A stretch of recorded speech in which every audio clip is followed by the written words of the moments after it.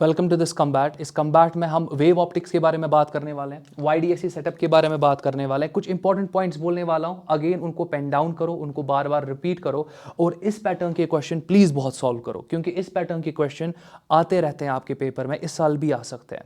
Directly मैं आ जाता हूं वाईडीएसई सेटअप पे। आपके पास सिल्ट प्लेन होता है, ये आपका सिल्ट प्लेन है और यहां पर आप स्क्रीन रख देते हो और यहां पर ये सेंटर ऑफ स्क्रीन माना जाएगा। तो फर्दर अगर मैं बात करूं, ये आपके पास यहां पर डी होता है, that is separation between the silts. यहां पर आपके सिल्ट प्लेन और स्क्रीन के बीच का जो सेपरेशन होता है उसको आप कैपिटल डी से रिप्रेजेंट करते हो, तो ये चीजें आपकी इंपॉर्टेंट होती है वाईडीएसई सेटअप में। So this is your YDSE setup.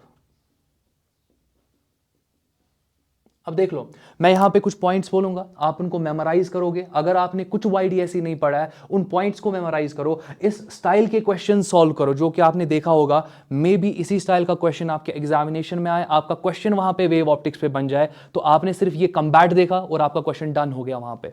तो दैट मीन देखो कितना फायदा आ सकता है। मैं और एक बार बोल रहा हूं कि अगर आप नीट के लिए प्रिपेयर कर रहे हो, कोई भी टॉपिक स्किप मत करो। ये जितना भी कम्बैट सीरीज हमने आपके सामने यहां पे लाया है, इसमें हमने कोशिश की है कि जिनके बहुत ज्यादा चांसेस है ना आने के क्वेश्चंस के, तो वो वाले क्वेश्चंस आपके साथ डिस्कस करें, ताकि अगर आपने ये पूरा कम्बैट सीरीज कवर करा होगा और आपने सारा अच्छे से पेन डाउन करा होगा, इनको अच्छे से पढ़ोगे आप, मे बी इसी में से कुछ फॉर्मूले पे क्वेश्चन आए जो कि यहां पर पढ़ा आपने और आप डायरेक्टली चैप्टर पढ़ा नहीं होगा बट फॉर्मूला कोई पढ़ा होगा, उस फॉर्मूला पे आप क्वेश्चन कर पाओ। तो फिलहाल के लिए देखते जाओ, यहां पर वाईडीएसई सेटअप के बारे में बात करता हूं। पहला इंपॉर्टेंट इक्वेशन आपका आता है फ्रिंज विड्थ का, पहला इंपॉर्टेंट पार्ट फ्रिंज विड्थ।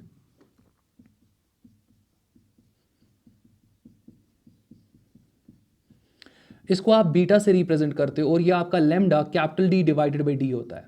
अच्छा, लेमडा क्या होगा? ये सिंपली आपके पास सोर्स का वेवलेंथ होता है कि सोर्स जो लाइट आपके सिंपली आपके सिल्ट प्लेन पे भेज रहा है उसका वेवलेंथ क्या है। हाँ, अगर आप मीडियम चेंज करते हो ना, ये वेवलेंथ फिर चेंज होता है, ये वेवलेंथ फिर क्या होता है, ये चेंज होता है। इस चीज का आपको टेक केयर करना है। इसीलिए आप क्वेश्चन में भी देखोगे आपको दो मीडियम्स के बारे में बात की गई है। एयर के लिए जो वेवलेंथ होगा, किसी दूसरे मीडियम के लिए वो वेवलेंथ का वैल्यू चेंज होगा, और वो किस फैक्टर से चेंज होगा, वो म्यू के फैक्टर से चेंज होता है, जो कि यहां पर आपका रिफ्रैक्टिव इंडेक्स है। वहां पर भी आ जाते हैं, बट फिलहाल के लिए फ्रिंज विड्थ आपको पता होना चाहिए, it is simply lambda D by D. अच्छा, ये जो फ्रिंज विड्थ आपको मिल रहा है, ये मेजरमेंट आपको स्क्रीन पे मिलता है, क्योंकि आपने यहां पे कैपिटल डी को इन्वॉल्व किया ना, दैट मींस आप स्क्रीन का डिस्टेंस इन्वॉल्व कर रहे हो ना, स्क्रीन इन्वॉल्व हो रहा है, ये फ्रिंज विड्थ आपको स्क्रीन पे मिलेगा।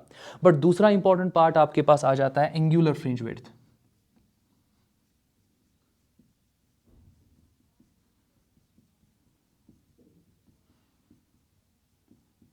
एंगुलर फ्रिंज विड्थ को आप बीटा एंगुलर लिखा करो, it is equal to lambda by D. आप देख लो, स्क्रीन वाले पैरामीटर को मैंने रिमूव कर दिया, एंगुलर फ्रिंज विड्थ आ गया। मैं और एक बार बोल रहा हूं, इस पर भी डायरेक्ट क्वेश्चन आया है, इस पर डायरेक्ट क्वेश्चन आया और बहुत आसान सा क्वेश्चन आया है। आगे जाके किसी ना किसी कम्बैट में आपको वो भी मिल जाएगा।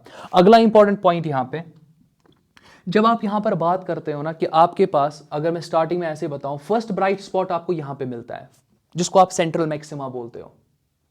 सेंट्रल मैक्सिमा के बाद आपको फर्स्ट ब्राइट फ्रिंज कहां पर मिलता है? आपको ऊपर जाना पड़ता है। कितना ऊपर जाओगे? Lambda D by D. बहुत आसान है। अच्छा, ये तो आपको एग्जैक्टली आप लैम्डा डी बाई डी ऊपर चले गए, फिर आपको फर्स्ट ब्राइट स्पॉट मिला, सेंट्रल मैक्सिमा तो हो गया, सेंट्रल मैक्सिमा यहां पे आपको स्पॉट मिल जाएगा, ब्राइट फ्रिंज मिल जाएगा। बट अब मैं बात करने वाला हूं फर्स्ट ब्राइट फ्रिंज की, जो कि सेंट्रल मैक्सिमा के ऊपर कहीं मिलेगा। That means first bright fringe का मतलब नहीं होता है सेंट्रल मैक्सिमा। सेंट्रल मैक्सिमा आप बोल सकते हो it is your 0th fringe, ऐसे भी बोल सकते हो आप। तो इंपॉर्टेंट पार्ट अगर आप देखोगे, यहां आपको सेंट्रल मैक्सिमा मिलेगा, यहां पर आपको सेंट्रल मैक्सिमा मिलेगा, फिर फर्स्ट ब्राइट फ्रिंज के लिए आपको कितना ऊपर जाना पड़ेगा? Lambda D by D. अच्छा, जरा सेकंड की बात करते हैं, आप और ऊपर जाओ, कितना ऊपर जाओगे? Lambda D divided by D. अब यहां पर इंटरेस्टिंग पार्ट है, देखो कैसे। अगर मैं बात यहां पे करूं nth bright fringe,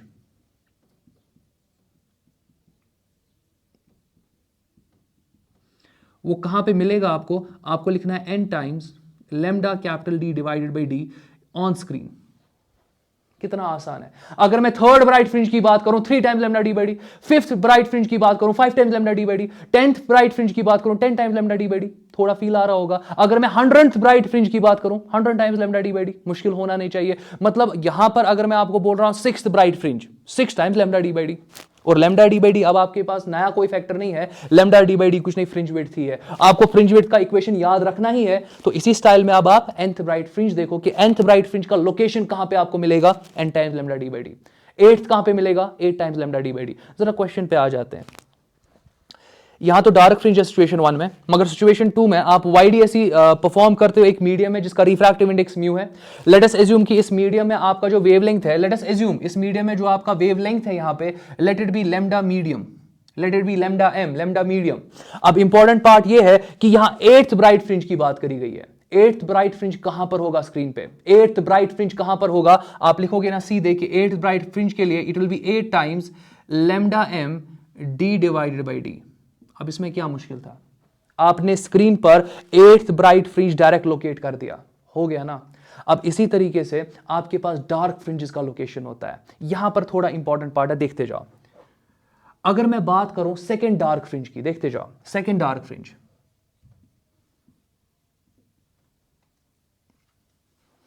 second dark fringe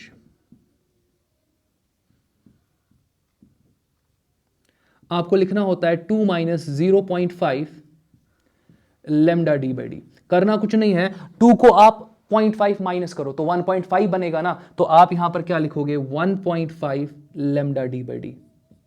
that means 2 नहीं लोगे इस वक्त, 2 लेमडा डी बाई डी नहीं लेना है, 2 को माइनस करना है 0.5, that means 1.5 lambda D by D. अगर मैं बताऊं 8th, अगर मैं 8th डार्क बताऊं, जरा यहां पे और एक बार देख लो, अगर मैं बोल रहा हूं 8th डार्क फ्रिंज,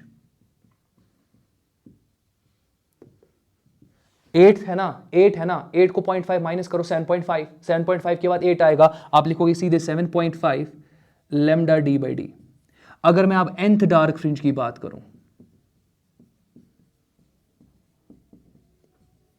वो आपको मिलेगा n minus 0.5 lambda D by D. In points को पेन डाउन करो, इनसे क्वेश्चन आसान हो जाते हैं। देखो कैसे, सिचुएशन 1 पे आओ। सिचुएशन 1 में 5th डार्क फ्रिंज है, 5th डार्क फ्रिंज कहां पे होगा, 5th डार्क फ्रिंज कहां पर होगा, 5 टाइम्स लेमडा डी तो हो नहीं सकता, लेमडा डी बाई डी। तो 5th के लिए आप क्या लिखोगे, 5th के लिए 4.5 लिखोगे, 10th के लिए क्या लिखोगे, 9.5 लिखोगे। डार्क फ्रिंज है, डार्क फ्रिंज की बात कर रहा हूं। इसी तरीके से 100th के लिए क्या लिखोगे, 99.5। अच्छा 110th के लिए क्या लिखोगे, 109.5। तो ऐसे आपको याद रखना है, ऐसे आपको डील करना है। तो फिलहाल के लिए अगर 5th डार्क फ्रिंज की बात हो रही है मगर वाईडीएसई तो एयर में परफॉर्म हो रहा है, तो यहां पर मैं एज्यूम करूंगा कि जो wavelength that is lambda A, मैं एज्यूम क्या करूंगा, that is your lambda A. तो यहां पर आपके पास क्या आ जाएगा, 4.5 lambda A D by D. ये लोकेशन आपके होने वाला है, ये लोकेशन होने वाला है आपके 5th डार्क फ्रिंज का स्क्रीन पर, ये लोकेशन होने वाला है आपके 8th ब्राइट फ्रिंज का आपके स्क्रीन पर। और क्वेश्चन आपको बोल रहा है, क्वेश्चन आपको बोल रहा है कि इन दोनों, ये दोनों लोकेशंस आपस में कोइंसाइड कर रही है। क्वेश्चन आपको यही बोल रहा है कि ये दोनों लोकेशंस आपस में क्या कर रही है, कोइंसाइड कर रही है। दैट मींस आप एयर में जब परफॉर्म करोगे वाईडीएसई, आपको जिस स्पॉट पर स्क्रीन पे, आपको जिस स्पॉट पर मिलेगा ना 5th डार्क फ्रिंज, आप सेम वाईडी सेटअप ले लो, सेम वाईडीएसई सेटअप ले लो, मगर किस में, मीडियम में। वहां पर जो आपका 8th ब्राइट फ्रिंज होगा ना, वो सुपर इंपोज करेगा, वो कोइंसाइड करेगा आपके 5th डार्क फ्रिंज के साथ, जो कि आपने एयर में लिया था। तो इस कंडीशन को अब आप यूज करोगे, डायरेक्टली मैं लिख सकता हूं ना यहां पे कि आपके पास 8 times lambda medium D divided by D जो होगा, इट इज इक्वल टू, ये आपका आ जाएगा 4.5 lambda A D divided by D. आप देखो ये वाला फैक्टर डायरेक्टली यहां पर कैंसिल आउट हो रहा है, मुश्किल होना नहीं चाहिए। अच्छा और एक इंपॉर्टेंट पॉइंट, कि अगर मैं बात करूं पहले म्यू की, म्यू की अगर बात करेंगे, म्यू आपके पास होता है speed of light in vacuum या air divided by speed of light in medium. तो मुश्किल होना नहीं चाहिए। फर्दर अगर मैं स्पीड की बात करूं, आप इसको लिख सकते हो frequency multiplied by wavelength in air divided by frequency multiplied by wavelength in medium. Frequency medium to medium change नहीं होता है, एक मीडियम से दूसरे मीडियम में अगर आपका वेव जाएगा उसका फ्रीक्वेंसी चेंज नहीं होगा, वेवलेंथ चेंज होगा। दैट मींस आपका फ्रीक्वेंसी वाला पार्ट कैंसिल हो जाएगा। मैं बोल सकता हूं ना कि आपके पास जो म्यू होगा it is equal to lambda air divided by lambda medium, या मैं ऐसे बोल सकता हूं कि आपका जो लेमडा एयर होगा it is equal to mu times lambda medium, या मैं ऐसे भी बोल सकता हूं कि जो वेवलेंथ आपके मीडियम में होगा it is lambda air divided by mu. ये अगेन बहुत इंपॉर्टेंट पार्ट है, अगेन इसको आप पेन डाउन करोगे। ये आपके पास 4th पार्ट था, ये आपके पास 5th पॉइंट होगा। प्लीज इनको पेन डाउन करो अपनी जगह पे, ये पॉइंट्स बहुत ज्यादा यूज होते रहते हैं। आगे किसी कम्बैट में मैं इसको बिल्कुल भी रिपीट नहीं करूंगा, मैं डायरेक्टली वहां पे बताऊंगा कि लैम्डा मीडियम और लैम्डा वैक्यूम को कैसे रिलेट करोगे, लैम्डा मीडियम लैम्डा एयर को कैसे रिलेट करोगे। Lambda medium it is equal to lambda air divided by refractive index of medium, lambda medium it is equal to lambda air divided by refractive index of medium। ये बहुत important equation है। अब जरा वापस आ जाओ, 8 times lambda medium को क्या लिख सकता हूं, lambda air divided by refractive index it is equal to 4.5 lambda air। ये और ये कैंसिल हो जाएगा। दैट मीन्स अगर मैं आपको बताऊं कि म्यू का वैल्यू निकालो, मैं डायरेक्टली बोल सकता हूं ना कि आपके पास 8 डिवाइडेड बाई 4.5 जो होगा ये आपका म्यू होने वाला है, जिसको आप लिख सकते हो 80/45, ये आपका म्यू होने वाला है। चलो सॉल्व करते हैं। अगर यहां पर आपके पास 80 है, इसको 45 से आप डिवाइड करने वाले हो तो 45 1 आपके पास 45 आ जाएगा, यहां पर आपके पास 35 आ जाएगा, फिर पॉइंट यहां पर 0। आप देख सकते हो कि यहां पर आप 7 यूज कर सकते हो, आप यहां पे 7 यूज कर सकते हो। 7 5 35 होता है, 28 31, तो यहां पर आप देख सकते हो 1.7 के आसपास का आंसर होना चाहिए। यहां पर 1.7 ये वाला ऑप्शन आपके पास है। तो अगेन आप इसको फर्दर सॉल्व कर सकते हो, यहां पर 1.78 ही फिर आ जाएगा, तो आपका ऑप्शन सी यहां पे मैच कर रहा है।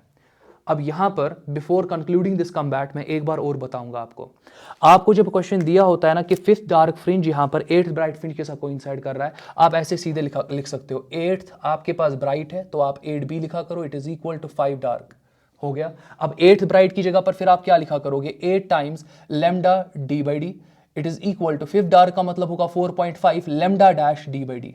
इसमें क्या मुश्किल है उतना, यहां पर इसको कैंसिल करो। फिर आपको क्या करना होता है, आपको देखना होता है कि आपने एयर में कहां पे, एयर का सिचुएशन कौन सा था, एयर का सिचुएशन आपके पास डार्क वाला था, तो ये वाला जो 8th ब्राइट है ये आपका मीडियम का है, दैट मींस ये आपका मीडियम का वेवलेंथ है। आप इसको डायरेक्टली लिख सकते हो 8, यहां लैम्डा की जगह पर आप लैम्डा डैश बाई म्यू लिख सकते हो, it is equal to 4.5 lambda dash, और डायरेक्टली यहां पर आप बोल सकते हो कि जो आपका म्यू है it is equal to 8 divided by 4.5, evaluate करने पे 1.78 आपका आंसर आ जाएगा।